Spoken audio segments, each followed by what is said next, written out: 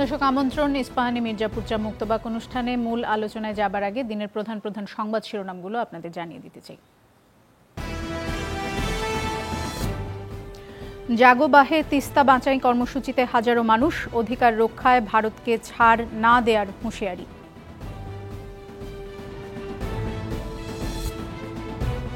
Student first Bangladesh first স্লোগানে নতুন সংগঠনের ঘোষণা, জুলাই অনুপ্রেরণাই মূল মন্ত্র।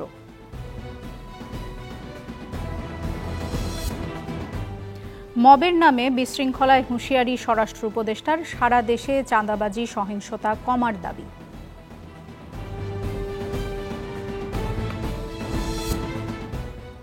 রাজস্ব বাড়াতে টার্গেট ডাক্তার, আইনজীবী ও ব্যবসায়ী, নগদের পরিবর্তে ডিজিটাল লেনদেনের নির্দেশ।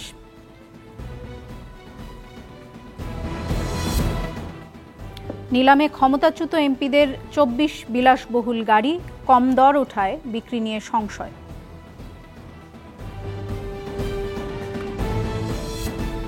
এবং দেশে ফিরে কর্মহীন জুলাই বিপ্লবে অংশ নেয়া আমিরাতের শতাধিক প্রবাসী পুনর্বাসন দাবি।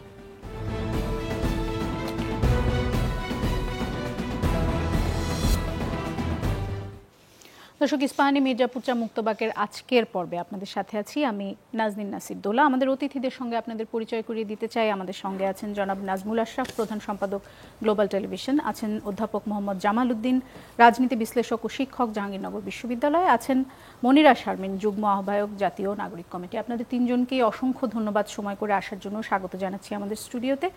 আজকের আমাদের আলোচনার বিষয় যেটি নির্ধারণ করেছি সেটি হচ্ছে যে খেলার জন্য প্রস্তুত। এই কথাটা আসলে যেখান থেকে নেওয়া হয়েছে, ডিসি সম্মেলনে দেওয়া বক্তব্যে প্রধান উপদেষ্টা বলেছেন যে এই সরকারের ৬ মাস চলে গেছে, এটাকে আমি বলছি সরকারের প্রথম পর্বের কোনো ভুল থাকলে সেটাকে ঠিকঠাক করে এখন আমরা খেলার জন্য পুরোপুরি প্রস্তুত। আসলে খেলার জন্য প্রস্তুতি কেমন সে বিষয় নিয়ে আমরা আজ আলোচনা করতে চাই। বিভিন্ন গুরুত্বপূর্ণ ঘটে যাওয়া ঘটনাই আমাদের আলোচনায় আসবে। মনিরা শারমিন, আপনাকে আলাদা করে স্বাগত জানাতে চাই। আপনি আজকে আমাদের অনুষ্ঠানে প্রথম এসেছেন, আপনাকে দিয়ে আমি আলোচনা শুরু করতে চাই। সেটি হচ্ছে যে আপনি নিশ্চয়ই আমাদের দ্বিতীয় যে শিরোনাম সেটি শুনেছেন, যেখানে স্টুডেন্ট ফার্স্ট বাংলাদেশ ফার্স্ট স্লোগানে নতুন একটি সংগঠনের ঘোষণা এসেছে। আমি যদি ঠিক জেনে থাকি, বৈষম্য বিরোধী ছাত্র আন্দোলনের সাবেক সমন্বয়ক আবু বাকের মজুমদার, তার নেতৃত্বে নতুন সংগঠন এসেছে। আজ বিকেল 4:30টায় মধুর ক্যান্টিনের সামনে সংবাদ সম্মেলন করে তারা এই নতুন সংগঠনের কথা জানিয়েছেন। আপনি যদি একটু বলেন যে নতুন সংগঠন আসলে কি বার্তা দিচ্ছে, আপনাদের মধ্যে কি জাতীয় ঐক্যে কিছুটা ফাটল দেখা দিচ্ছে, কি বার্তা পাচ্ছে সাধারণ মানুষ, বা কেনই বা নতুন আরেকটি সংগঠনের দরকার পড়লো? ধন্যবাদ আমাকে ওয়েলকাম করার জন্য। দেখেন, এখানে আসলে ছাত্ররা যারা আসলে কিনা বৈষম্য বিরোধী ছাত্র আন্দোলন এবং এই ব্যানার থেকে আসলে যে আন্দোলনটা হয়েছিল এবং সেটা অভ্যুত্থান, আমাদের একটা গণ অভ্যুত্থানের রূপ নেয়, এবং এই ছাত্ররাই তো আসলে এই অভ্যুত্থানের আসলে মূল কারিগর। তো তারপরে আসলে এই ছাত্ররা তো এক ধরনের ঐক্যের মধ্যে ছিল, এবং যেহেতু স্বাভাবিকভাবেই এই আন্দোলনটা একটা অর্গানিক আন্দোলন ছিল, কারণ আপনি মনে করে দেখবেন যে বাংলাদেশের বিভিন্ন জায়গা থেকে স্বতঃস্ফূর্ত আন্দোলন ছিল, এবং শুধু ছাত্র না, ছাত্র জনতা সকলের একটা ঐক্যবদ্ধ প্রচেষ্টা ছিল এই আন্দোলনটাতে। তো সেখান থেকে আসলে বৈষম্য বিরোধী ছাত্র আন্দোলন, যেটা টু মাই ওপিনিয়ন, বৈষম্য বিরোধী ছাত্র আন্দোলন ব্যানারটা তো আসলে সকলের একটা মিলনস্থল ছিল। সেখানে নানান মতের, নানান পথের ছাত্ররা ছিলেন, এবং 5 আগস্টের পরে যদি বলি তাহলে সকলেই আসলে ওই ঐক্যের পরে একটা হয়তো একটু বিভক্তি আমরা দেখেছি, এবং স্বাভাবিকভাবেই যেহেতু বিভিন্ন মতের লোকজন এসেছিলেন, সকলেই তার নিজেদের আমব্রেলার মধ্যে ফিরে যাওয়া বা তাদের মতটা আসলে একটু প্রকাশ করার ক্ষেত্রে, তাদের আইডিওলজি প্রকাশ করার একটা বিষয় দেখেছি। সেই জায়গা থেকে এখন যে একটা ছাত্র সংগঠন আত্মপ্রকাশ করলো, এবং স্টুডেন্ট ফার্স্ট বাংলাদেশ ফার্স্ট এই স্লোগানে, তো এখানে যদি আসলে ছাত্রদের অধিকার রক্ষায় বা ছাত্রদের কথা যদি বলতে পারে একটা স্টুডেন্ট অর্গানাইজেশন, সেটা তো খারাপ না। কারণ একটা অভ্যুত্থান যখন তারা বৈষম্য বিরোধী ছাত্র আন্দোলনের পক্ষ হয়ে কেন বলতে পারছেন না, বা তাদের ব্যানারেই কেন বলতে পারছেন না?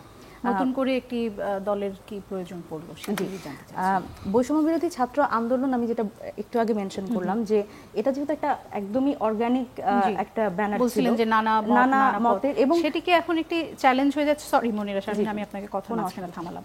জাতীয় নাগরিক কমিটি বৈষম্য বিরোধী ছাত্র আন্দোলনের নেতৃত্বে যে নতুন রাজনৈতিক দল আত্মপ্রকাশ করতে পারে 24শে ফেব্রুয়ারি আমরা শুনছি, খবর ভেসে বেড়াচ্ছে যে অন্তর্বর্তী সরকারের উপদেষ্টা নাহিদ ইসলাম তিনি আহ্বায়ক হচ্ছেন। এখনো আমরা নিশ্চিতভাবে জানি না, এটি একটি খবর।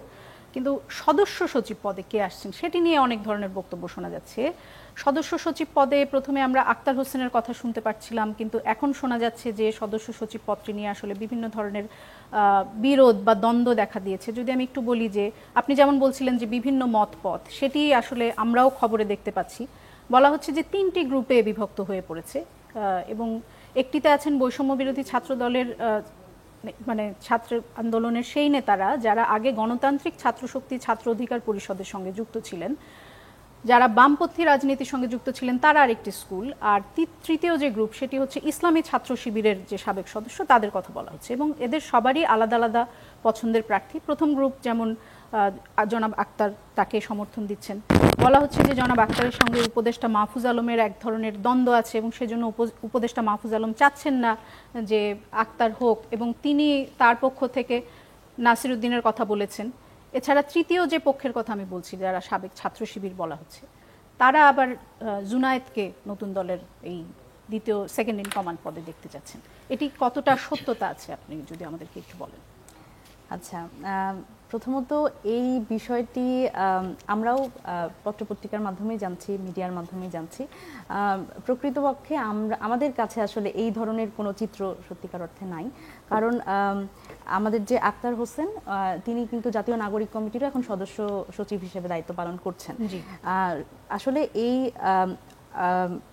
আহ্বায়ক কে হবেন নতুন দলের এবং সদস্য সচিব কে হবেন বা আসলে অর্গানোগ্রামটা কি হবে এবং এই দলের স্ট্রাকচারটা কি হবে, এইটা নিয়ে কিন্তু আমাদের একটি দল কাজ করছে অলরেডি। জাতীয় নাগরিক কমিটি এবং বৈষম্য বিরোধী ছাত্র আন্দোলনের সমন্বিত একটি দল কাজ করছে। তবে এই আসলে কে হবেন, যেমন নাহিদ ইসলামের কথা আমরা এখনো বলতে পারছি না যে তিনি আসলে আহ্বায়ক হচ্ছেন কিনা, কারণ তিনি যেহেতু সরকারে আছেন এবং দল গঠন প্রক্রিয়ায় তার আসলে সরাসরি সম্পৃক্ততা নেই। সুতরাং আমরা তখনই বলতে পারবো যখন আসলে উনি সরকার থেকে পদত্যাগ করবেন এবং আমাদের এখানে আসবেন। সুতরাং এবং সদস্য সচিব পদটার বিষয়ে যেটা বলছেন সেটা হচ্ছে আক্তার হোসেন হবেন কিনা, তারপরে আরো যে দুটো নাম বললেন তারা হবেন কিনা, অথবা এই যে আন্তঃকোন্দলের কথা বললেন, এই আন্তঃকোন্দলের আসলে কোনো সত্যতা আমাদের কাছে অন্তত নেই। খবরগুলো ভিত্তিহীন বা আপনার কাছে এই ধরনের কোনো জি জি আমার কাছে অন্তত এই ধরনের কোনো তথ্য নেই। কারণ এবং যদি আসলে এক বা একাধিক নাম আসলে হয় সেক্ষেত্রে তো অবশ্যই দলের পক্ষ থেকে বা যেই যারা কাজ করছেন বৈষম্য বিরোধী ছাত্র আন্দোলন এবং জাতীয় নাগরিক কমিটি তাদের পক্ষ থেকে তো নিশ্চয়ই এই ধরনের কোনো একটা গণতান্ত্রিক প্রক্রিয়ায় নিশ্চয়ই নির্বাচন করা হবে। আসলে আপনার বক্তব্য পরিষ্কার। জনাব নাজমুল আশরাফ, আপনার কাছে আপনি তো একজন সাংবাদিক, আপনার কাছেও নিশ্চয়ই আপনার তথ্য আছে। আমি যদি একটু আপনার মন্তব্য জানতে চাই এই খবরগুলো নিয়ে, যেগুলো নিয়ে মনিরা বলছিলেন। না, এগুলো তো গণমাধ্যম একটাতে না একাধিক বা অনেক গণমাধ্যমে এই খবরগুলো এসছে যে নতুন দল গঠন নিয়ে জাতীয় নাগরিক কমিটিতে যেই মতবিরোধ থাকতেই পারে, থাকবে, শেষ পর্যন্ত কি হয় সেটি আমরা দেখব।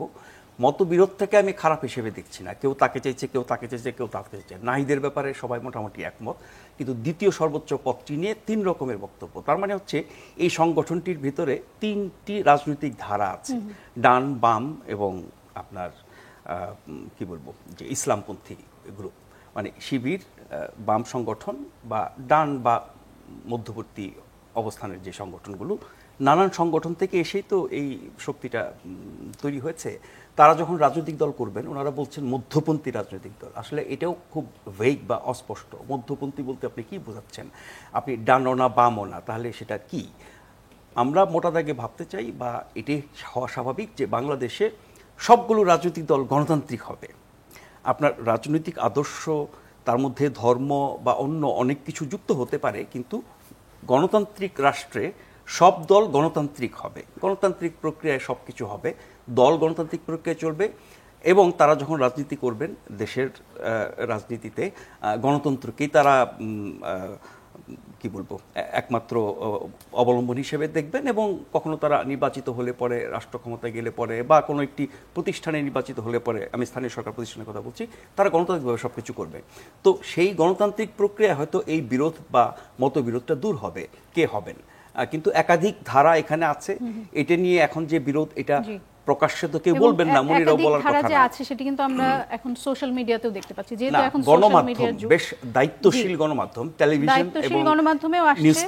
আবার যে বিষয়টি আমি বলতে চাচ্ছিলাম সেটি হচ্ছে যে সোশ্যাল মিডিয়ায় আমরা দেখছি যে যেমন SM শাহেদ ইমন নামে একজন, তিনি দিয়েছেন যে জুলাই আন্দোলনের তিনি সাবেক সমন্বয়ক, এবং তিনি দাবি করছেন যে জুলাই আন্দোলনে সফল করতে শেষের দিকে যখন সমন্বয়করা ডিবি কার্যালয়ে ছিলেন এবং যখন আপনার ইন্টারনেট কানেকশন পুরোপুরি বন্ধ করে দেওয়া হলো, তখন উনি দাবি করেছেন যে ছাত্র শিবির এবং শিবিরের আশ্রয়েই আসলে তারা ছিলেন।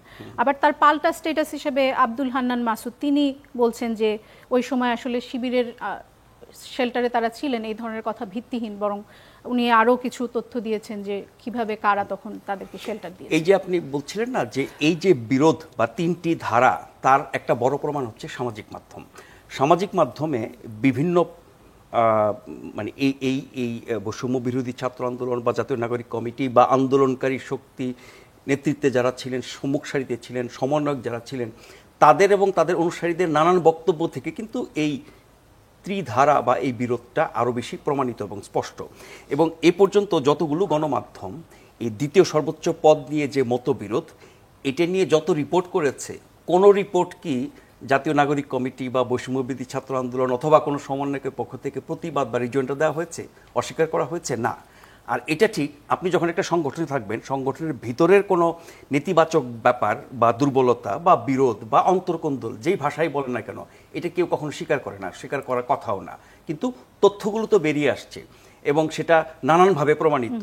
আমি আবারও বলছি যে এই সংগঠনটি যখন একটি দলে রূপান্তর হবে বা তারা যখন দল করবেন, সংগঠন থেকে যাবে, তখন সেই দলে আমরা বিভিন্ন পর্যায়ে কারা দায়িত্বপ্রাপ্ত হন এবং তাদের মধ্যে কতটা মানে সিনক্রোনাইজেশন হয় বা একই লক্ষ্যে কাজ করা, নতুন বাংলাদেশ করা, নতুন রাজনৈতিক বন্দোবস্তের কথা যেটা তারা বলেন, পুরনো রাজনীতিকে ছেড়ে ফেলে তারা এমন কিছু করবেন যেটা সাধারণ মানুষের কাছে গ্রহণযোগ্য হবে এবং তারা একটা নতুন রাজনীতির মাধ্যমে নিজেদেরকে আত্মপ্রকাশ করবেন এবং বিকশিত করবেন এবং কোনো এক সময় সারা দেশের মানুষের সমর্থন নিয়ে তারা রাষ্ট্র ক্ষমতায় যাবেন। সেই জায়গায় এই ধারাগুলো বা এই বিভক্তিগুলো কতটা তাদের লক্ষ্যে পৌঁছার ক্ষেত্রে বাধা সৃষ্টি করে, সেটা হচ্ছে দেখবার বিষয়, এটা এখন বলা যাবে না। কিন্তু বৈষম্য বিরোধী ছাত্র আন্দোলন, এটা তাদের মূল প্ল্যাটফর্ম। তারপরে হয়েছে জাতীয় নাগরিক কমিটি, ওনারা বলছেন এ দুটি সংগঠন অটুট থাকবে যখন নতুন রাজনৈতিক দল হবে, এ দুটি সংগঠন তাদের সহযোগী হিসেবে থাকবে বা আপনার নাগরিক সংগঠন হিসেবে থাকবে। একটি ছাত্র সংগঠন, আরেকটি নাগরিক সংগঠন, সেখানে হয়তো ছাত্রের বাইরে যারা আছেন তারা হয়তো সেখানে থাকবেন। কিন্তু এই যে বৈষম্য বিরোধী আন্দোলনে যারা গুরুত্বপূর্ণ ভূমিকা রেখেছেন, সমন্বয়ক ছিলেন সারা দেশে, তাদের একটা অংশ গিয়ে যখন আরেকটি ছাত্র সংগঠন তৈরি করে, তার অর্থ কি দাঁড়ায়? বৈষম্য বিরোধী ছাত্র আন্দোলন যেটি মূল প্ল্যাটফর্ম, তার মধ্যে একটা স্পষ্ট বিভক্তি না, এটা একদম সম্পূর্ণ আলাদা হয়ে যাওয়া, আরেকটা পক্ষ গিয়ে আরেকটা সংগঠন করেছেন। ফলে আমি বলছি যে জুলাই অগাস্ট অভ্যুত্থানের যেই তারুণ্যের জয় জয়কার দেখলাম, তাদের শক্তি, সাহস, বুদ্ধিমত্তা সব কিছু মিলিয়ে তারা যে একটা ইতিহাস তৈরি করলেন, সেই রাজনৈতিক শক্তি বা ছাত্র শক্তি বা তারুণ্যের শক্তি তারা এখন নানাভাবে বিভক্ত হয়ে পড়ছে, নিজেদের মধ্যে নানা রকমের মতবিরোধ হচ্ছে।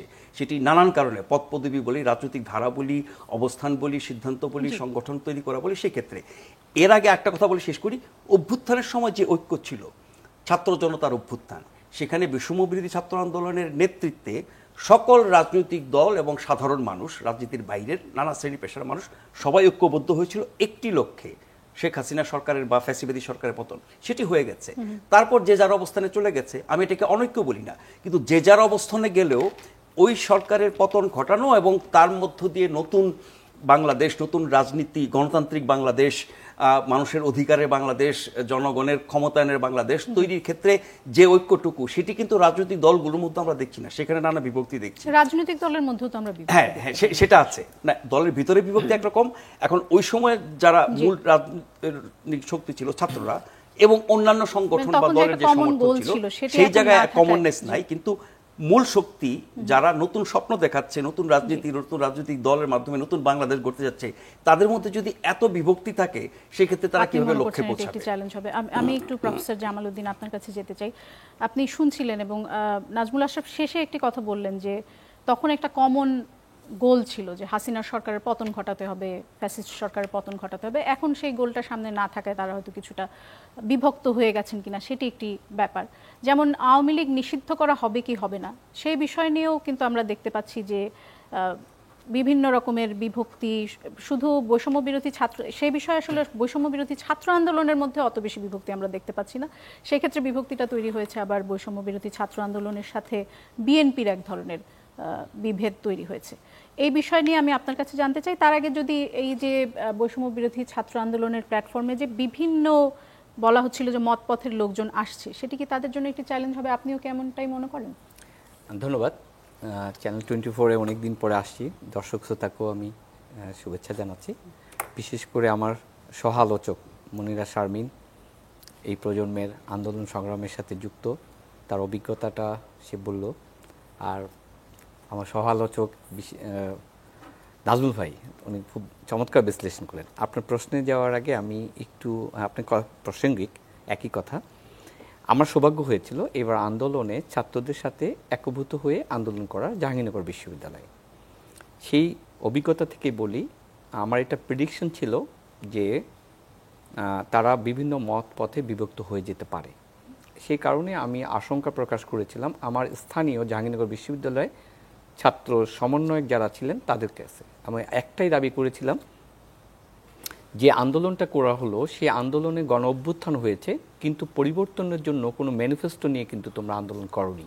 সঙ্গত কারণে যদি আমরা বলে থাকি অবশিষ্ট বিপ্লব যেটা তোমরা মনে করো, সেটার জন্য এক থাকতে হবে, একটি প্ল্যাটফর্মে থাকতে হবে। কিন্তু বাস্তবতায় আমরা দেখতে পেলাম যে সেটি থাকছে না। এটার একটা অন্তর্নিহিত কারণ আছে। এই প্রথম জাহাঙ্গীরনগর বিশ্ববিদ্যালয় না, সারা বাংলাদেশে একটি অরাজনৈতিক প্ল্যাটফর্ম থেকে ছাত্র আন্দোলন করে এবং তার একটা অভূতপূর্ব সাড়া পেয়েছে, অভূতপূর্ব সাকসেস হয়েছে। সেই সাকসেসের পিছনে যে অন্তর্নিহিত কারণ ছিল সেটি ছিল ঘটনার পরম্পরা। সেখানে কোনো আমরা একটা আলাদা ম্যানিফেস্টো করে একটি প্ল্যাটফর্ম রচনা করিনি, তার মধ্য দিয়ে পরীক্ষিত রাজনৈতিক নেতৃত্বের মধ্য দিয়ে পরিবর্তনের জন্য শেখ হাসিনাকে পতন ঘটানোর রাজনীতি শুরু হয়নি। সঙ্গত কারণে একটি ধারাবাহিক ঘটনায় একটি উদ্বুদ্ধ পরিস্থিতিতে শেখ হাসিনার রেজিম যেমন প্রস্তুত ছিল না তাকে সরকার থেকে চলে যেতে হবে এইভাবে, তেমন প্রস্তুত ছিল না কিন্তু আমার এই ছাত্র ভাইয়েরা যারা নেতৃত্ব দিয়েছেন তাদেরকে এরকম একটি অসম্ভব পরিস্থিতিতে পড়া যেখানে রাষ্ট্র পরিচালনার মতো একটি স্টেক নিতে হবে। খেয়াল করে দেখেন আজকে রাজনীতির যে মেইন সমস্যা, সেটা যেটা নাজমুল ভাই একটু ইঙ্গিত করেছে, যে গণতান্ত্রিক প্রক্রিয়া। আমরা আন্দোলনের সময়ও কিন্তু ৬৭ জন সমন্বয়ক মিলে বলেছিলেন আমাদের ২-১ জনকে যদি ধরে, যতক্ষণ পর্যন্ত ৬৭ জন সমন্বয়ক একসাথে অনলাইনে মিটিং করার মধ্য দিয়ে যদি কোনো সিদ্ধান্ত না দিই, ততক্ষণ পর্যন্ত আন্দোলন চলবে। কিন্তু ৫ই আগস্টের পরবর্তীতে সরকার গঠনের সময় আমরা কি ৬৭ সমন্বয়ককে একসাথে দেখেছি তারা এই সরকারটা কেমন হবে আলোচনা করে সরকারটা গঠন করার ক্ষেত্রে? দেখিনি। ওরা যেমন সমন্বয়করা এই জায়গাটা একটা বিশাল ভুল করেছে, তেমন সারা বাংলাদেশে কিন্তু আন্দোলন হয়েছে। জাহাঙ্গীরনগর বিশ্ববিদ্যালয়, প্রাইভেট বিশ্ববিদ্যালয়, রাজশাহী বিশ্ববিদ্যালয়, চট্টগ্রাম বিশ্ববিদ্যালয় এবং সারা বাংলাদেশে এই আন্দোলনের সাথে তরুণ প্রজন্ম যুক্ত ছিল কোনো না কোনো প্ল্যাটফর্মে, কোনো না কোনোভাবে, বিভিন্ন স্টেক থেকে। আমরা কি তাদের কনসেনসাস নিয়েছি? যারা আজকে সরকারে অংশগ্রহণ করলাম, যারা আজকে বৈষম্য বিরোধী আন্দোলন নেতৃত্ব দিচ্ছে, এখন এই মুহূর্তে যারা নতুন দল করতে যাচ্ছে, তাদের মধ্যে কি সেই কোহেসিভনেসটা আছে? নাই। সেই কারণেই কিন্তু আমি দেখতে পাচ্ছি অপরাপর পুরনো দল, সেটা আওয়ামী লীগ বিএনপির ক্ষেত্রে যেটা পলিটিক্সটা হচ্ছে ইন্ট্রা পলিটিক্স, ঠিক এখন ছাত্রদের যে সংগঠনটা সেটা হচ্ছে ইন্ট্রা পলিটিক্স। এটাকে ইন্টার পলিটিক্সে তারা কনভার্ট করতে পারেনি বলেই আজকে তারা কিন্তু চ্যালেঞ্জে পড়ে যাচ্ছে। সংকট কিন্তু আরও ঘনীভূত হচ্ছে। এখন যে ছাত্ররা আছে তাদের কিন্তু গার্জিয়ান নাই। তারা হয়তো কাউকে গার্জিয়ান মানছে অথবা গার্জিয়ান বানায় নিচ্ছে, কিন্তু পরীক্ষিত গার্জিয়ান বলতে যেটা প্রসেস বলে, পলিটিক্যাল প্রসেস, যেমন ফর এক্সাম্পল তারা আন্দোলন করেছে তখনও তো তাদের গার্জিয়ান ছিল। এক্স্যাক্টলি, তখন গার্জিয়ান ছিল সিস্টেম, তখন গার্জিয়ান ছিল আমাদের লক্ষ্য শেখ হাসিনাকে পতন ঘটাতে হবে, এমন কিছু কনসিকুয়েন্স ইস্যু। আমার বাচ্চা যখন গুলিবিদ্ধ হয় তখন বাপ মা আর বসে থাকতে পারেনি। আপনি কি মনে করেন ছাত্রদলের ছেলেরা ছিল না? অবশ্যই ছিল। জাহাঙ্গীরনগর বিশ্ববিদ্যালয়ে আমি আন্দোলন সংগ্রাম করেছি, তাদের ছাত্রদলের ছেলেরাও কিন্তু এর সাথে পার্টিসিপেন্ট ছিল, আমি জানি। কিন্তু তাদের একটা রাজনৈতিক দল থাকাতে রাজনৈতিক দলের গাইডেন্সে তারা কিন্তু ভালো হোক মন্দ হোক তারা নিয়ন্ত্রিত হতে পারছে। কিন্তু এইখানে আজকে যারা যে ছাত্ররা আমাদের এখানে খুব পটেনশিয়াল নেতৃত্ব, হিউজ পটেনশিয়াল নেতৃত্ব ছিল অনেক, সেই নেতৃত্বগুলিকে একটা দিক নির্দেশনা দেওয়ার মতো যে গার্জিয়ানশিপ সেটি নিতে ব্যর্থ হয়েছে আমরা, অথবা যারা নিয়েছেন তারা ব্যর্থতায় পর্যবেসিত হয়েছেন, অথবা নিজেদের মধ্যে থেকে গার্ডিয়ান হিসেবে তারা কাদেরকে নিতে পারতেন? কারণ তারা ফর তো এক্সাম্পল চাচ্ছেন তাদের সিস্টেম থেকে নিতে তারা তো পারতেন। চাচ্ছেন তারুণ্যের শক্তি, তারা তো বলছেন তারা পরিবর্তন এই চান। জায়গাটা গার্জিয়ান হতে পারতো তাদের সিস্টেম, যে সিস্টেমের উপর ভর করে বৈষম্যবিরোধী আন্দোলন রচনা হয়েছে। তারা সম্মিলিতভাবে সিদ্ধান্ত নিয়ে গণতান্ত্রিক প্রক্রিয়ায় তারা কর্মসূচি প্রণয়ন করেছে। ঠিক একইভাবে গণতান্ত্রিক প্রক্রিয়া সারা বাংলাদেশে এই আন্দোলনের মধ্য দিয়ে তাদের যে স্টেক হয়েছে সবার সাথে একটা লিয়াজো করে একটা সুন্দর একটা গণতান্ত্রিক প্রক্রিয়া, যেটাকে আমরা কাউন্সিলিং বলি, এই আন্দোলনের সময় যে কারণে বিএনপি এবং ছাত্র শিবির তাদের সাথে সুর মিলিয়ে কথা বলেছে বা তাদের আন্দোলনে তাদের সাথে শরিক হয়েছে যদি বলি, এই যখন হাসিনা সরকারের পতন হয়ে গেছে তখন তো তাদের সামনে আর সেই মানে স্বার্থই নেই। তখন তো স্বাভাবিকভাবে বিএনপি তার স্বার্থ দেখছে, জামাত শিবির তার স্বার্থ দেখছে, ছাত্ররা তাদের নিজেদের স্বার্থ দেখছে। হ্যাঁ, এই স্বার্থ দেখতে যাই তো আমাদের একটা কমন প্ল্যাটফর্ম হওয়া উচিত। দেখেন প্রথমেও তাদের ডিভিশনটা এসে গেছে, কেউ সরকারে জয়েন করেছে, কেউ বাইরে রয়ে গেছে। এই যে সরকারের যে 3 জন গেল, তারা অন্যদের সাথে কি আন্ডারস্ট্যান্ডিংয়ে গেল, আর সরকারে যাওয়াতে অসুবিধাটা হয়ে গেছে সরকার যে ভুলগুলো করছে সেগুলি তারা কমব্যাট করতে যেয়ে তাদের একটা নন কোহেসিভ অ্যাটিটিউড হয়ে সরকারে যাওয়াটা একটা ভুল সিদ্ধান্ত ছিল। অফকোর্স আমি মনে করি ভুল সিদ্ধান্ত ছিল, কিন্তু এই আন্দোলন পরবর্তী সময়ে আসলে তাদের না যাওয়ার কোনো অপশন ছিল কিনা সেই বিষয়ে আমরা বিরতির পরে এসে আলোচনা করতে পারি। দর্শক, একটা বিরতিতে যেতে হচ্ছে, ফিরে আসছি কিছুক্ষণ পর।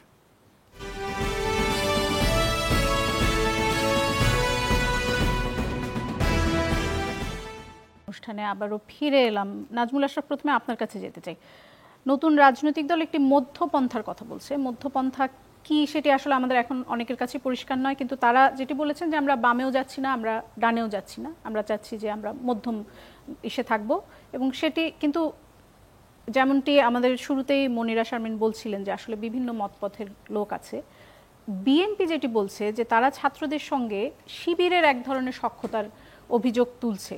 এবং গয়েশ্বর চন্দ্র রায় তিনি বিবিসির সাথে একটি সাক্ষাৎকারে বলেছেন যে বৈষম্য বিরোধী ছাত্র আন্দোলনের যে অংশ আওয়ামী লীগ নিষিদ্ধের দাবি করছে তারা মূলত ইসলামী ছাত্র শিবিরের সাথে সম্পৃক্ত। এটা একটা গুরুতর অভিযোগ যে ইসলামী ছাত্র শিবিরের সাথে কি তারা বেশি সম্পৃক্ত কিনা, আর যদি সেটাই হয় তাহলে আসলে মধ্যপন্থার দিকে তারা কিভাবে হাঁটবে। আমি প্রথমে আপনার বক্তব্য জেনে মনিরের কাছে যাব। না, মধ্যপন্থাটা আমাদের কাছেও পরিষ্কার না। মধ্যপন্থা বলতে তাহলে কোন রাজনীতি? আবারও বলছি, সবাই গণতান্ত্রিক রাজনীতি করবে এবং যার ইসলামী মতাদর্শ, যার বাম মতাদর্শ বা যার পুঁজিবাদী মতাদর্শ, যেই মতাদর্শে থাকুক না কেন, ধরেন বাংলাদেশে এতদিন পর্যন্ত যে 3টি বড় দল ছিল, বিএনপি, আওয়ামী লীগ, জাতীয় পার্টি, তাদের মধ্যে কোনো আদর্শগত পার্থক্য ছিল না, একই রকমের ছিল।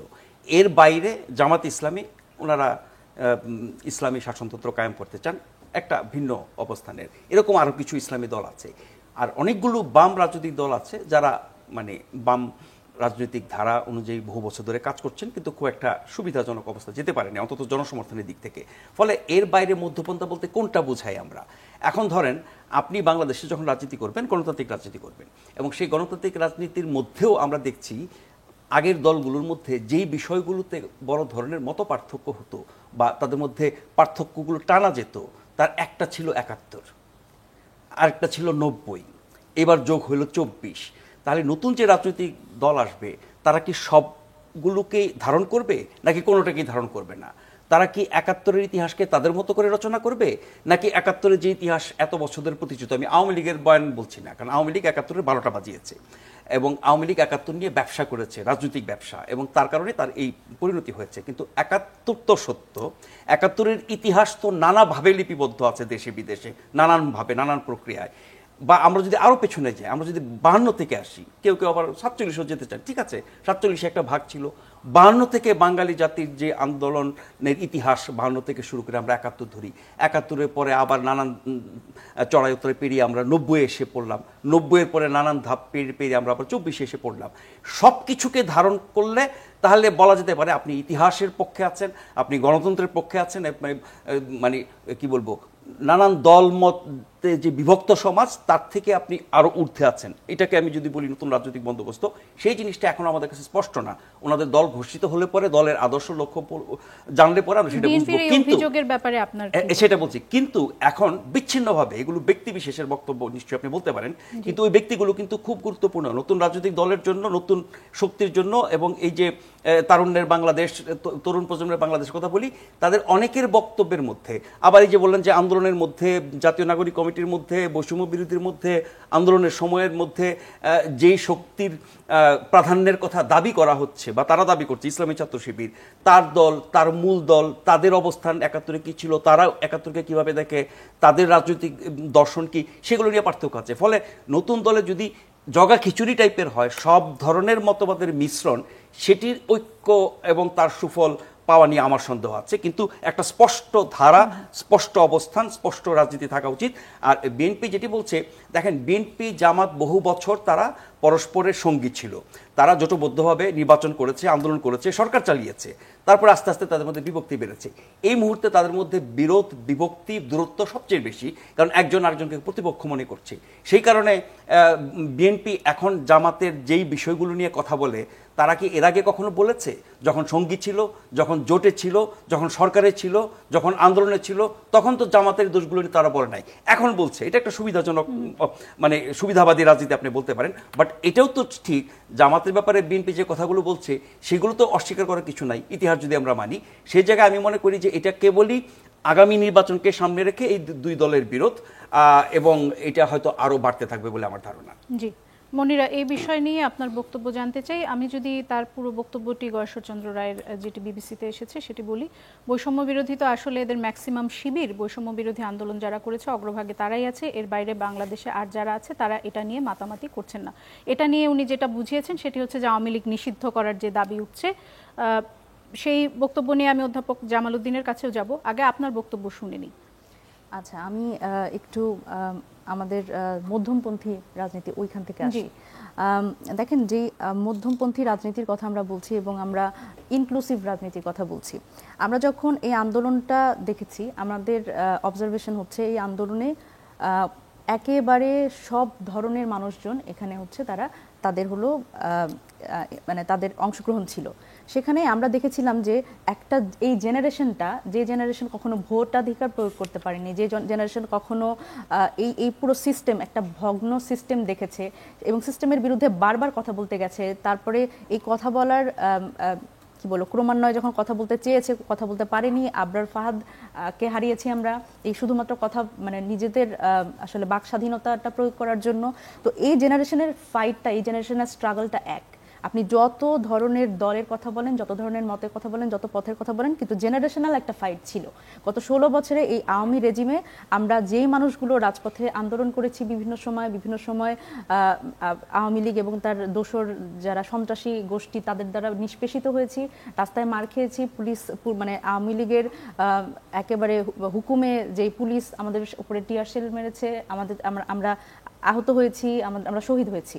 তো সেই জায়গা থেকে আমাদের মধ্যে বিভক্তি যেটা বলছেন, বিভক্তি তো আসলে খারাপ কিছু না, প্রত্যেকের আইডিওলজিক্যাল জায়গা থেকে বিভক্তি, এটা আমি খুব খারাপভাবে দেখি না, বিভক্তি থাকবে। তবে এটা যেহেতু একটা জেনারেশনাল ফাইট, এই জেনারেশনাল ফাইটে ভিন্ন মত থাকবে, কিন্তু এই মধ্যমপন্থী রাজনীতি যেটা, সেটা হচ্ছে আমরা বলছি বাংলাদেশপন্থী রাজনীতি। বাংলাদেশের কি পরিবর্তন আমরা গত 16 বছরে দেখতে চেয়েছি, যেটার জন্য আমাদের এই স্ট্রাগলটা ছিল। এবং এইখানে কিন্তু আসলে আমি যদি বলি, এই নানান বিভক্তির কথা বলা হচ্ছে, জাতীয় নাগরিক কমিটির মধ্যে বিভক্তির কথা বলা হচ্ছে। বাংলাদেশের জন্মের সময় যারা বাংলাদেশের হওয়ার বিপক্ষে ছিলেন, তাদের পক্ষে বাংলাদেশপন্থী রাজনীতি যদি আমি তাদের কাছ থেকে চাই, এটা কি একটু বেশি চাওয়া হয়ে যাবে না? দেখেন, এইটা হচ্ছে জামাত ইসলাম বা শিবির, ওনাদের কথা যদি বলি, সেটা হচ্ছে ওনাদের অবশ্যই ৭১ প্রশ্নে ওনাদের অবস্থান, ওনাদের দলগত অবস্থান, এটা অবশ্যই ওনাদের পক্ষ থেকে এটা পরিষ্কার হওয়া মানে প্রয়োজন, এবং এই ব্যাপারে আমাদের কোনো মানে দ্বিমত নাই। তবে আমি যেটা বললাম যে এই জেনারেশনের কথা যদি বলি, এই জেনারেশন তো মুক্তিযুদ্ধকে অ্যাকনলেজ করে, আমরা অ্যাকনলেজ করি। তো সেই জায়গা থেকে শুধুমাত্র ৭১ না, আমরা বলছি আমরা ৪৭ থেকে অ্যাকনলেজ করি, আমরা ৪৭কে অ্যাকনলেজ করি, আমরা ৫২কে অ্যাকনলেজ করি, আমরা ৭১, ৯০ এবং ২০২৪ও। এই আমরার ভিতর, আপনাদের ভিতর যারা ছাত্র শিবিরের সাবেক বা বর্তমান সমর্থক যদি ধরি, তারাও কি এই আমরার ভিতর ইনক্লুডেড আপনার মনে হয়? মানে কেন নয়, কারণ আমি তো বলছি যে এইটা আমি তাদের তারাও কি দলীয় ৭১ এ বিশ্বাস করেন? তারা তাদের দলীয় জায়গা থেকে তাদের স্ট্যান্ড আমি বারবার করে বলছি মানে clear যারা করা আপনাদের উচিত। সাথে আছে, যারা তাদের আমাদের অবস্থানের কথা। শুধুমাত্র আমাদের সাথে না তো, দেখেন এই 2024-এর যে আন্দোলন, সেই আন্দোলনে তো সবাই ছিল, সেই আন্দোলনে যেই মুক্তির কথা, এবং এই আমরা যদি বলি আমাদের তো আসলে বিভিন্ন রকম যে কর্মকাণ্ড, আমাদের যে কর্মসূচি, সেই কর্মসূচির সাথে তো আসলে তারাও আছে, তারাও তো স্বতঃস্ফূর্ত অংশগ্রহণ করছে। আপনি দেখেন যে আমরা 16 ডিসেম্বরে যে প্রোগ্রামটা করেছি মোমবাতি প্রজ্বলনের আমাদের সরারদি উদ্যানে, তো এই 71-এর সাথে তো না থাকার কোনো সুযোগ মনিরা নাই। শারমিন, বাংলাদেশের আপনি- রাজনীতিতে যদি প্রাসঙ্গিক হতে হয়, 71-কে বাদ দিয়ে তো সেই রাজনীতি করার সুযোগ নাই, সেটা হচ্ছে যেই দল হোক, যে মত হোক। আপনি মোমবাতি প্রজ্বলনের কথা বললেন বলে আমি যদি একটু আপনাকে এই প্রশ্নটা এখন একটু করি, গত কয়েকদিনে যে বেশ কয়েকটি প্রোগ্রাম মানে হওয়ার কথা ছিল কিন্তু হতে পারেনি, যদি একটু মনে করিয়ে দিই আপনাকে, টাঙ্গাইলে ঘুড়ি উৎসব হওয়ার কথা ছিল, বন্ধ হয়ে গেছে। মধুপুর বাস স্ট্যান্ডে একটা লালন স্মরণোৎসব হওয়ার কথা ছিল, যেটি তাদেরকে বাধা দেওয়া হয়েছে। পরবর্তীতে অবশ্য তাদেরকে আবার নতুন করে তারিখ দেওয়া হয়েছে যে তারা করবে, এবং কারা বাধা দিয়েছে সেটিও আয়োজকরা বলেছেন পরিষ্কারভাবে। উত্তরা এবং চট্টগ্রামে দুটি বসন্ত উৎসব হওয়ার কথা ছিল। উত্তরায় তারা, আমি জানি যে উত্তরায় পার্সোনালি যে তারা সিটি কর্পোরেশনের কাছ থেকে অনুমতি নিয়েছেন, পুলিশের কাছ থেকে অনুমতি নিয়েছেন, কিন্তু পরের দিন তাদেরকে প্রোগ্রাম করতে দেওয়া হয়নি। এবং চট্টগ্রামে আরও একটি কাব্য উৎসব হওয়ার কথা ছিল, যেটি সিআরবি মাঠে হওয়ার কথা ছিল, কিন্তু সেটি মানে যখন শুরু হয়েছে তারপরে রেলওয়ে কর্তৃপক্ষ বলছে যে আমাদের কাছ থেকে অনুমতি আমরা বাতিল করেছি, এখানে আপনারা করতে পারবেন না, তাই তাদেরও ওটা বন্ধ করতে হয়েছে। এছাড়া ঢাকায় নাট্যোৎসবের কথা যদি বলি, এটি সব শেষ, ঢাকা মহানগর নাট্যোৎসব যেটি মহিলা সমিতি মঞ্চে হওয়ার কথা ছিল সেটিও বন্ধ করা হয়েছে। তাহলে এই যে বিভিন্ন উৎসব এবং বিভিন্ন সাংস্কৃতিক যে আমাদের চর্চা, সেগুলোর জায়গা যখন বন্ধ করা হয়, তখন এটি আসলে কি বার্তা দেয় মানুষকে? এবং আপনার কাছে যদি জানতে চাই, আপনি তো জাতীয় নাগরিক কমিটির যুগ্ম আহ্বায়ক, আপনাদেরকেও তো আমরা এইসব বিষয়ে আসলে খুব বেশি সরব হতে দেখি না, সরকারকেও দেখি না। আচ্ছা দেখেন, শুধুমাত্র আপনি যেই ঘটনাক্রমের কথা বললেন, এর সাথে আমি আরও দুটো যোগ করি। সেটা হচ্ছে কিছুদিন আগে নারী ফুটবলারদের উপরে যেই হামলা হলো এবং তাদের ম্যাচটাই ভণ্ডুল করে দেওয়া হলো, তাদের ম্যাচটা হতে দেওয়া হলো না। এবার বিষয়টা হচ্ছে যে এই সময়ে এসে 2024-এ এসে যদি এই ধরনের মানে একটা ভয়ের একটা সংস্কৃতি তৈরি করে কোনো গোষ্ঠী, কোনো মৌলবাদী গোষ্ঠী বলেন, কোনো এক্সট্রিমিস্ট গোষ্ঠী বলেন, সেখানে তো আমাদের অবস্থান একেবারে পরিষ্কার। কারণ দেখেন, স্বাভাবিকভাবেই গত 16 বছরে আওয়ামী লীগ শুধুমাত্র যে এক ধরনের ইনস্টিটিউশনগুলোকে ধ্বংস করেছে ব্যাপারটা কিন্তু তা না, আমাদের তো সাংস্কৃতিক পরিমণ্ডলটা পুরোটা ন্যারেটিভটাই চেঞ্জ করে দিয়েছে। এবার এখন যদি সেই পাল্টা ন্যারেটিভটা আসে, এবং তাদের ন্যারেটিভটা কিন্তু এস্টাবলিশ হচ্ছে কিভাবে, যে আওয়ামী লীগ যদি দেশে না থাকে, মানে কাদের কাছ থেকে আসছে? আচ্ছা আমি বলছি যে আওয়ামী লীগ যদি দেশে না থাকে, তাহলে দেশটা জঙ্গিবাদী একটা দেশ হয়ে যাবে, রাষ্ট্র হয়ে যাবে, যেখানে হচ্ছে কোনো ধরনের সাংস্কৃতিক চর্চা করতে পারবেন না আপনি, কোনোভাবে আপনি একেবারে মানে মুক্ত রাজনীতির চর্চা, মুক্ত এই ঘটনাগুলো তো আসলে সেই ন্যারেটিভটাকে শক্তিশালী করছে। তো সেখানে আমি আসলে শুধুমাত্র একটা গোষ্ঠী না, আমি একটা গোষ্ঠীর সক্রিয়তা দেখি এবং আরো কিছু গোষ্ঠীর ইন্ধন দেখি যে ঠিক আছে এটা আসলে হোক। এবং এই ক্ষেত্রে আমি মনে করি যে সরকার, পুলিশ প্রশাসন এবং আইন শৃঙ্খলা বাহিনী যারাই আছেন, এখানে সরকারের পক্ষ থেকে একটা শক্ত অবস্থান নেওয়া উচিত। কারা করছেন এটা যদি আরেকটু পরিষ্কার করে বলেন, এই কর্মকাণ্ডগুলো কারা করছেন আপনার মনে হয়? একটা গোষ্ঠী কারা, মানে যদি একটু পরিষ্কার করে বলেন আমাদেরকে। দেখেন, একটা গোষ্ঠী কারা বলতে যারা আসলে এই যে মুক্ত সংস্কৃতির চর্চাটা হতে দিতে চান না, সেটা এবং দেখেন বাংলাদেশে ইসলামপন্থী অনেকগুলো দল আছে। এবার ইসলামপন্থী বাংলাদেশে ইসলাম নিয়ে একটা সকলের মধ্যে সংবেদনশীলতা আছে। তবে দেখেন, ইসলাম নিয়ে কিন্তু রাজনৈতিকভাবে মানে রাজনীতিতে আনা, ইসলাম ধর্মকে রাজনীতি বানানো, এবং এই ব্যবসাটা তো আমরা গত 16 বছরে দেখেছি আওয়ামী লীগকে এস্টাবলিশ করতে। এবার এই ধর্ম নিয়ে আবার সেই একই ধরনের একটা ব্যবসা, সেটা যেই গোষ্ঠী করুক, যেই ইসলামপন্থী দল বা যেই দলই আসলে করুক, এই ব্যবসাটা খুব বেশি টিকবে না। কারণ স্বাভাবিকভাবেই আমরা যে মধ্যমপন্থী রাজনীতির কথা বলছি, এটা কিন্তু এই সব ধরনের যেই একটা ঐক্যের কথা বলছি, টিকবে না বলতে বলতে মনিরা শারমিন 6 মাস তো চলে গেল, এবং মানে আসলে তো টিকে যাচ্ছে। ছোট ছোট বিভিন্ন ঘটনা আমরা দেখতে পাচ্ছি কিছুদিন পর পর। এবং জাতীয় নাগরিক কমিটির কথা যদি বলি বা ছাত্রদের কথা যদি বলি, তারা তো এখন আসলে যথেষ্ট শক্তিশালী। আমি যদি দেখি গাজীপুরের ঘটনাটার পরে ডেভিল হান্ট শুরু হলো কিনা সেই ঘটনার কারণে, এটি নিয়ে অনেক কথা হয়েছে। তাহলে তারা যদি ততটা শক্তিশালী হন তাহলে এই ঘটনাগুলো বারবার কেন ঘটছে সেটি প্রতিহত করার শক্তি কি তাদের মধ্যে নেই, বা মানে কেন তাহলে প্রতিহত করা হচ্ছে না, নাকি সেই শক্তি তাদের চেয়েও বেশি শক্তিশালী? হ্যাঁ, আমার কাছে খানিকটা এরকম মনে হয়। কারণ দেখেন গাজীপুরের যে ঘটনার পরে আপনি বলছেন যে ডেভিল হান্ট শুরু হয়েছে, গাজীপুরের ঘটনা আমি বলিনি, এটা নিয়ে আলোচনা হচ্ছে। তবে এই গাজীপুরের যে ঘটনা, সেই ঘটনায় কিন্তু আমাদের একজন সহযোদ্ধা উনি শহীদ হয়েছেন, এবং আরো 2 জন, তাদের অবস্থা খুবই আশঙ্কাজনক, এবং একজন এখনো কোমায়। তো সেই জায়গা থেকে, এবং তারপরে আসলে যাদের ধরা হচ্ছে আওয়ামী লীগের, যারা হচ্ছে ছাত্রলীগের, যুবলীগের ঘটনা ঘটলে তারপর আমরা শক্ত অবস্থান আমরা দেখি, কিন্তু তারপরেও দেখেন যে আসলে এর পরবর্তীতে এই ডেভিল হান্ট শুরু হওয়ার পরেও কিন্তু জাতীয় নাগরিক কমিটিরই গাইবান্ধার সাঘাটায় একজন ওয়ার্ডের একজন নেতা আওয়ামী লীগের, সে হচ্ছে জাতীয় নাগরিক কমিটির একজন প্রতিনিধির উপরে হামলা করলেন। সুতরাং এইখানে আসলে ছাত্রদেরই যে বা নাগরিক কমিটিরই যে আসলে আধিপত্য বেশি তা না, আমার কাছে মনে হয় যে সরকারের পক্ষ থেকে এবং আইন শৃঙ্খলা বাহিনী তাদেরও আসলে তৎপরতার অনেক ঘাটতি আছে। আমি যদি প্রফেসর জামাল উদ্দিন এই বিষয়ে আপনার মন্তব্য জানতে চাই। ধন্যবাদ। মধ্যপন্থী নিয়ে একটু কথা বলি। এতদিন আমাদের বাংলাদেশে যে দলগুলো ছিল, আওয়ামী লীগকে বলা হতো বামপন্থীদের ডানে, আর বিএনপিকে বলা হতো ডানপন্থীদের বামে। আর আমি জানি না একবার এই দুটা দল মাঝে আমরা যদি ক্যারেক্টারাইজেশন করি, বিএনপিকে কেন বলা হতো ডানপন্থীদের বামে, তার কারণ হচ্ছে বিএনপি কিছুটা ধর্মকে অ্যাকনলেজ করে বা ধর্মটাকে ইগনোর না করে সেটাকে নিয়ে রাজনীতি ছিল। আর আওয়ামী লীগের রাজনীতিটা ছিল বামপন্থীদের ডানে। সেটা ছিল এমন যে তারা কিছুটা বামপন্থী ঘেঁষা, কিন্তু তারা আবার ধর্মটাও কিছুটা রাখতো, এটাকে লো প্রোফাইলে। এখন ওনারা যে মধ্যপন্থী কথা বলছেন সেটা বাংলাদেশপন্থী। খেয়াল করে দেখেন, বাংলাদেশপন্থী কথাটা বললে আমার মনে হয় তারা হলো এই যে বিএনপি আওয়ামী লীগের মাঝ দিয়ে, একেবারে মাঝ দিয়ে, যেটা হলো যে কোনো ধর্ম থাকবে না বা ধর্মভিত্তিক কোনো রাজনৈতিক চর্চার মধ্যে তারা যাবে না বা ধর্মকে ওইভাবে নিবে না, অথবা একেবারে বামপন্থী বলতে যেটা বোঝায় সমাজতান্ত্রিক যে চেতনা সেটাও নিবে না। তাহলে কি নিবে? বাংলাদেশপন্থী। আচ্ছা, এবার আসেন বাংলাদেশপন্থীতে যদি জামাতের কথা বলি, জামাত মুক্তিযুদ্ধের সময় বলেছে যে জামাত এবং সেনা বাহিনী হচ্ছে একমাত্র দেশপ্রেমিক। সে কারণে তারা ওই সময় ৭১ যুদ্ধের সময় পাকিস্তানের সেনাদের সাথে তারা ছিল। এইবারও এসে কিন্তু জামাত একই ন্যারেটিভ দিচ্ছে যে একমাত্র এই মুহূর্তে দেশপ্রেমিক বলতে যেটা বোঝায় সেটা হলো জামাত এবং সেনাবাহিনী। সে কারণে দেশটাকে তারা এরকম একটা পর্যায়ে শেখ হাসিনার রেজিমটা চলে যাওয়ার পরে তারা ঠিক রাখার চেষ্টা করছে। এখন এই যে আপনি যে কথাগুলো বললেন, এটা তৌহিদি জনতার নামে হয়। এই সকল প্রোটেকশনস দিচ্ছে, বিভিন্ন জায়গায় বাধা দিচ্ছে, কালচারাল বাধা, মেয়ে নারী ফুটবলারদের বাধা, বিভিন্ন। এই তৌহিদি জনতা, এই তৌহিদি জনতাটা কারা, এটা আমরা বিভিন্নভাবে বোঝার চেষ্টা করছি এবং তারা কিভাবে এটাকে অ্যাক্ট করতেছে।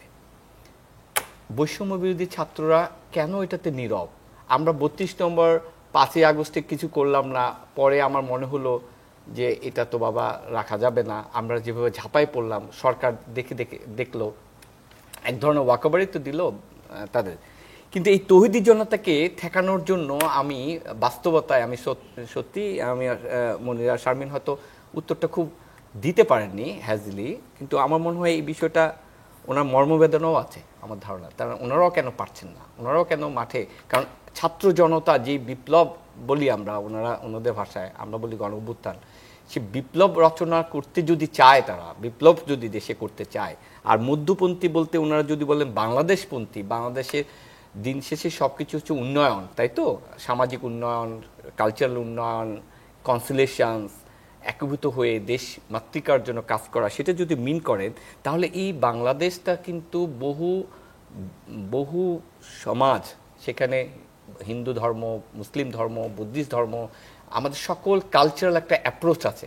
সেই কালচারটাকে যদি ওনারা এখনই অ্যাড্রেস করতে ভুল করেন, তাহলে ওনারা মধ্যপন্থী হবেন কিভাবে বা বাংলাদেশপন্থী হবেন কিভাবে? এই মুহূর্তে যদি তাদের ফুটিংটা না রাখেন, আমি মনে করি বাংলাদেশে এই মুহূর্তে আমরা যে রেজিমটা আমরা পার করলাম, তারপরে একটা প্ল্যাটফর্মে থেকে একটা কোহেসিভ ফোর্স তৈরি করা উচিত ছিল। সেই জায়গায় আমরা দেখছি নানাভাবে ডিভাইসিভ, নানাভাবে বিভক্ত হচ্ছি। তাতে আমাদের ওই যে সাপ মারতে যায় কিন্তু আমরা বাপ মারতেছি। মানে আমরা বাংলাদেশটাকে আমরা যদি সত্যি একটা রিকনসিলিয়েশনসের মধ্যে যদি না নিই, এবং দেখেন খেয়াল করে দেখেন ডিজাস্টার হয়েছে না, প্রফেসর জামাল আমি একটু শুধু তো ওনাদের দায় দিলে হবে না, আমি সরকার আপনার কেন সাথে ব্যবস্থা নিচ্ছে না এক্স্যাক্টলি সেই বিষয়টি? সরকার আছে বলে আমার কাছে মনে হয়নি সাম্প্রতিক কিছু ঘটনায়। সরকার যদি থাকে তাহলে মব জাস্টিস বলতে যেটা বুঝায় মব অ্যানার্কি, সেটা হতে পারে না। আর যদি হয়েও থাকে সেটা ব্যাপারে উনি অ্যাড্রেস করবেন। স্বরাষ্ট্র উপদেষ্টা কিন্তু বলেছেন যে তৌহিদি জনতার ব্যাপারে আমাদের সতর্ক থাকতে হবে। এতদিন তৌহিদি পরে জনতা বলতে উনি কাদেরকে এতদিন পরে বোঝাচ্ছেন? উনি সতর্ক এবং কে থাকবেন কি? সতর্ক থাকবেন? আমরা কি নিজেরা সতর্ক আমি আর থাকবো শারমিন কিনা? বলতে পারি আমাদের সতর্ক থাকতে হবে, উনি অ্যাক্ট করবেন, তাই না? সেই জায়গাটা না করে উনি নিজেও আমজনতা হয়ে গেছেন, তাহলে সরকার কোথায়? আমি একটু বলি, এটা একটা ডিজাস্টার ছিল না? আমরা ডিজাস্টার পড়াই, ডিজাস্টারের পরে ইমিডিয়েট পর হচ্ছে রিহ্যাবিলিটেশন, রিহ্যাবিলিটেশনসের পরে হচ্ছে রিকনস্ট্রাকশন, রিকনস্ট্রাকশন পরে হলো সাস্টেনেবল ডেভেলপমেন্ট বা ডেভেলপমেন্ট। আমরা রিহ্যাবিলিটেশনসকে বাদ দিয়ে রিকনস্ট্রাকশন অ্যান্ড ডেভেলপমেন্টে যাচ্ছি। রিহ্যাবিলিটেশন বলতে আমি কি মিন করছি? আমাদের যে প্রতিষ্ঠানগুলো আছে সেটা হচ্ছে প্রশাসন, পুলিশ বিভাগ, জুডিশিয়াল, নির্বাচন কমিশন, এইগুলাকে যদি আমি কারেকশনস না করে আমি করতেছি কি, এগুলো সংস্কারে নেমে গেলাম। অথচ যারা এই বডিতে ছিল, যে আইন কানুন ছিল, তার মধ্যে এরা রয়েই গেল। আমরা খুব খেয়াল করে দেখলাম একটা রাষ্ট্র যখন একটা পরিবর্তনের মধ্যে যায় তখন দুইভাবে দুর্নীতিবাজদেরকে ধরে বা সমস্যা যারা করে। একটা হচ্ছে ফৌজদারি, সেটা পুলিশ, আর একটা হচ্ছে দুদক, দুর্নীতি দমন কমিশন।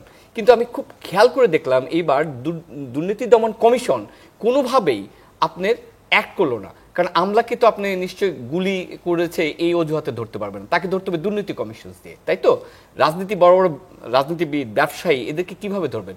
দুর্নীতিবাজদের। কিন্তু আমরা অদৃশ্য এক শক্তির কারণে দেখতে পেলাম প্রশাসন, পুলিশ প্রশাসন, ইভেন ব্যবসায়ী গ্রুপ, ইভেন আমাদের অন্যান্য যে সেক্টরগুলো আছে, অদৃশ্য শক্তিটা কারা আমরা এটা ফাইন্ড আউট করতে না পারলেও আমরা বুঝতে সক্ষম হয়েছি যে ইমিডিয়েট পরে বিএনপির মতো একটা সংগঠন যে পর্যায়ে ছিল তারা আমরা এটা প্রথমেই দেখেছি যে ওই যে 1/20 এটা একটা কথা ছিল না, যে বিএনপিকে একটা সংগঠন, বিএনপির অনেক ভুল ভ্রান্তি আছে, সবকিছু আছে, বাট একটি কোহেসিভ ফোর্স, তো রাজনৈতিক ফোর্স, সেটাকে ট্যাকেল করতে যে এই সময়টাতে প্রশাসনকে আনচেঞ্জ রেখে দিল।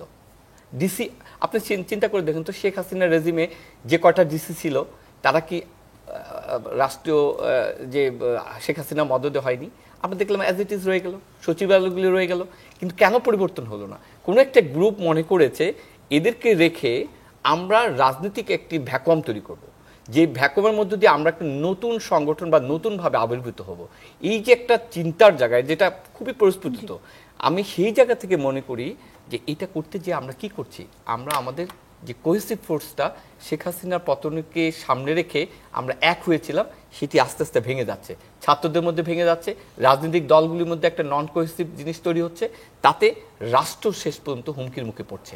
আমি মনে করি ইমিডিয়েটলি উচিত একটা দ্রুততার সাথে নির্বাচনকে সামনে রেখে খুব গোছানোভাবে রাজনৈতিক একটি সমঝোতা, ইভেন ছাত্রদের সাথেও সমঝোতা, তার মধ্যে দিয়ে আগামী পথ চলা। কাছে যেতে চাই। আপনি কিছু একটা বলতে চাচ্ছিলেন যখন তৌহিদি জনতার বিষয়ে কথা বলছিলেন। তৌহিদি জনতার নামে যে সন্ত্রাস করা হচ্ছে সারা দেশে অনেক দিন ধরে, এখনো হচ্ছে, এটি কোনো প্রতিষ্ঠান ভাঙা, বাড়ি ভাঙা থেকে শুরু করে আপনার ভাস্কর্য ভাঙা থেকে শুরু করে বিভিন্ন বাড়িতে ঢুকে, তালা ভেঙে ঘরে ঢুকে তল্লাশি করা, এটা কি কোনো সিভিলিয়ানের কাজ? গত কয়েকদিনে দুইটা খবর নিশ্চয়ই দেখেছেন যে একটি বাড়িতে দরজা ভেঙে কিছু লোক ঢুকে পড়লো, পুরো বাড়ি তছনছ করে ফেললো। এখানে একজন আওয়ামী লীগের লোক বা একজন আসামি বা একজন মামলার অভিযুক্ত ব্যক্তি এখানে লুকিয়ে আছেন, শুনতে পেয়ে তারা এসে এখানে তল্লাশি চালাচ্ছেন। একটি ঘটনায় দেখলাম যে কিছু তরুণ তারা পুরো বাড়ি উলটপালট করে ফেলেছেন, এমন সব জায়গায় এমন জিনিস খুঁজছেন যেখানে মানুষ কেন, পিঁপড়া থাকার কথা না, প্রত্যেকটা ঘরের প্রত্যেকটা জিনিস উলটপালট করে তারা দেখছেন। এরপরে আরেকটা ঘটনা যেটা সবশেষ একদিন আগের, সেখানে পুলিশ নিয়ে গেছে। এখন পুলিশের কাজ ঠিক আছে, অপরাধী খোঁজা, তারা যেতে পারে, সেটাও আইন মাফিক, দরজা ভেঙে কারো প্রাইভেসি নষ্ট করে কোনো মানুষের বাড়িতে গিয়ে উলটপালট করে না। সেখানে পুলিশকে মনে হয়েছে সহযোগী শক্তি, যেই জনতা ওই বাড়িতে ঢুকে দরজা ভেঙে সব উলটপালট করছে, তারাই ডমিনেট করছে, তারাই পুরো বাড়ি উলটপালট করছে, পুলিশ তাদের পেছনে পেছনে জি হুজুর টাইপের একরকমের ভূমিকা পালন করছে। আইনটা কোথায়, সরকার কোথায়? বুঝি না এটা কি ধরনের অসভ্যতা। যদি কেউ অপরাধী হয় নিশ্চয়ই আপনি আইনানুগ ব্যবস্থা নেবেন। আইনানুগ ব্যবস্থা নেওয়ার কর্তৃত্ব কার? পুলিশের। এরপরে আপনি মামলা করবেন, তদন্ত করবেন, বিচার করবেন, আদালতে যাবেন, একটা ব্যাপার আছে। দেশে তো আইন আদালত উঠে যায় নাই, দেশে তো মানে পুলিশ ব্যবস্থা বিলুপ্ত করে দেওয়া হয় নাই। তাহলে পুলিশের জায়গায় যখন উন্মত্ত জনতা যা খুশি যেখানে খুশি করছে, সরকার নিলিপ্ত থাকছে, কোনো কিছু করছে না, আবার তাদের সমর্থনে কিছু লোক আবার এসে যোগান দিচ্ছে, সেটি তৌহিদ জনতার নামেই হোক, ফ্যাসিবাদী খোঁজার নামেই হোক, উন্মত্ত জনতার নামেই হোক, সরকার যখন এগুলোকে নীরবে দেখে, সহ্য করে, তখন এই তৎপরতা বাড়ে এবং মনে হচ্ছে গোটা দেশটা এই নৈরাজ্যকারীদের দখলে চলে গেছে, তারা যা খুশি করছে।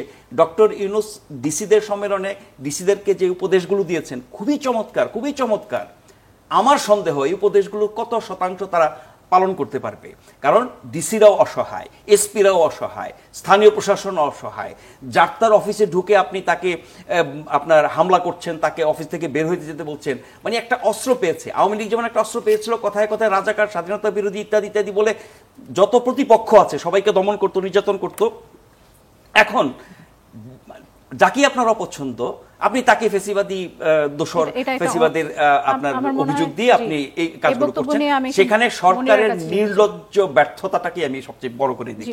মনিরার কাছে যেতে চাই। এই বক্তব্যটা কিন্তু ঘুরে ফিরে বারবার আসছে যে যেরকম আওয়ামী লীগ আমলে একটা বাইনারি তৈরি করার চেষ্টা করা হয়েছে যে আপনি স্বাধীনতার বিপক্ষের শক্তি, আপনি স্বাধীনতার পক্ষের শক্তি, সে একইভাবে এখন ফ্যাসিবাদ, আপনি ফ্যাসিস্টের সমর্থক, কিছু একটা প্রশ্ন করলে, কিছু নিয়ে প্রশ্ন করলে বা কোনো কথা পছন্দ না হলে ফ্যাসিস্টের সমর্থক, এই ধরনের একটা ট্যাগ লাগানোর প্রবণতা অনেকের মধ্যে দেখা যাচ্ছে, এরকম একটা অভিযোগ উঠছে। দেখেন, আসলে ফ্যাসিবাদীর সহযোগী কে আর সহযোগী কে না, এটা আসলে কিন্তু এই মুহূর্তে আপনি যদি মানে এখন দাঁড়িয়ে দেখেন যে এই যে প্রশাসন বলছেন, পুলিশ বলছেন, ওনারা নিজেদের মানে নাজমুল ভাই যেটা বললেন যে একটা নিজেদের মধ্যে একটা ভালনারেবিলিটি, দেখেন ভালনারেবিলিটির সাথে সাথে আমরা তো এটাও দেখছি যে তাদের মধ্যেও একটা ব্যাপার, আমরা মাঝখানে এরকমও শুনেছি যে তারা মানে একটা নামকা অবস্থায় যে ঠিক আছে মানে আমাদের তো কিছু হবে না, আলটিমেটলি আওয়ামী লীগের সময়ও কিন্তু ওনারা ছিলেন এবং এই মুহূর্তে ওনারা আছেন। এবং অনেক ক্ষেত্রে আমরা দেখছি সরকারকে, তারাও সরকারের যে গতিটা আসলে প্রয়োজন ছিল এই একটা অভ্যুত্থান পরবর্তী বাংলাদেশে, সেটাও কিন্তু আসলে আগাতে পারছে না এই ধরনের কিছু মানুষের জন্য। এখন এই ফ্যাসিবাদীর তাদের একেবারে কিছু হচ্ছে না, এটাও তো ঠিক না। তাদেরকে তো এখন গ্রেপ্তার করা হচ্ছে, অপারেশন ডেভিল হান্টেও অনেককে ধরা হয়েছে বলে খবরে এসেছে। এখানে একটা খুবই মজার ব্যাপার আমি শেয়ার করি, সেটা হচ্ছে তৃণমূল পর্যায়ে ব্যাপারটা কিন্তু এরকম না। তৃণমূল পর্যায়ে হচ্ছে এই ডেভিল হান্টের মাধ্যমে তো অনেকে গ্রেপ্তার করা হচ্ছে, সেটাও যেমন সত্য। আরেকটা বিষয় আছে, সেটা হচ্ছে যে তৃণমূল পর্যায়ে কিন্তু আসলে যে লিয়াজুর রাজনীতি চলে। কিভাবে লিয়াজুর রাজনীতি? একদম সাধারণ মানুষের কাছে গেলে দেখবেন যে ওখানে কিন্তু আওয়ামী লীগ বিএনপির মধ্যে খুব সখ্যতা তাদের মধ্যে। যেমন আওয়ামী লীগের হয়তো কাউকে একটা গ্রেপ্তার করেছে, আমরা এটাও দেখেছি বিভিন্ন পত্রপত্রিকায় যে আসলে বিএনপির যারা ওই এলাকায় আছেন তারা গিয়ে আবার ছাড়িয়ে আনছেন। কিন্তু এই ফ্যাসিবাদের আমলে তো সবচেয়ে বেশি সাফার করেছে খুব সম্ভবত বিএনপি। একদম তাদের মাঠে পর্যায়ের নেতাকর্মীরা সবচেয়ে বেশি সাফার করেছে। তো আপনার কি মনে হয় যে তাহলে বিএনপি এখন কেন আওয়ামী লীগ নিষিদ্ধের বিপক্ষে দাঁড়াচ্ছে? এটাই আমার এই জায়গাতে হচ্ছে আমার মনে হয় কি যে দেখেন, বিএনপির আমাদের সাথে আসলে এখানে দ্বিমতের তো কোনো জায়গা নাই। একটা দল, আমি বিএনপির এই স্ট্রাগলটাকে খুবই সম্মান করি যে একটা দল, এবং সেই দলটা এত বছরে আপনি যদি দলের কর্মীদের দেখেন যে এক একজন, যদি ছাত্র দল বলি, তাদের কিন্তু বয়স এবং সবকিছু মিলে কিন্তু তাদের কিন্তু সেই একটা লয়ালটির জায়গা আছে যে সে হচ্ছে বিএনপির সমর্থক বা বিএনপির কর্মী। তো এবং এত বছর ধরে হামলা মামলা নানান ধরনের সব ধরনের রিপ্রেশনের শিকার হয়ে তারা কিন্তু এখনো নিজেদের বিএনপির কর্মী পরিচয় দেন বা বিএনপির সমর্থক পরিচয় দেন। তো সেই জায়গা থেকে এই এত রিপ্রেশনের পরে আওয়ামী লীগের বিচার হওয়া উচিত তাদের হচ্ছে অন্যতম মানে চাওয়া। কিন্তু এই আমরা খুবই অবাক যে এটা জনগণ বুঝবে, এটা নিষিদ্ধ করে কাউকে আসলে রাজনীতি থেকে সরানো যায় না। ওনারা শিবিরের উদাহরণ দেন যে জামাত শিবিরকেও তো নিষিদ্ধ করা হয়েছে। জি জি জি, নিষিদ্ধের কথা না বললেও আমরা যেরকম জোরালো গলায় বলছি বিচারের দাবি এবং একটা নিষিদ্ধের দাবি কিন্তু আবার এখন জোরালো হয়েছে। আপনি হয়তো খেয়াল করেননি, আমরা হাসনাত আব্দুল্লাহর ফেসবুক পোস্টেও দেখেছি এবং এখন আরেকটু সময় থাকলে হয়তো এই বিষয়টা নিয়ে আমরা আরেকটু কথা বলতে পারতাম। আপনাদের তিনজনকেই অসংখ্য ধন্যবাদ। আমাদের হাতে আর একদমই সময় নেই। দর্শক, আজকের অনুষ্ঠান এখানেই শেষ করতে হচ্ছে। আগামীকাল রাত 11:30টায় আবারও কথা হবে নতুন কোনো বিষয় নিয়ে।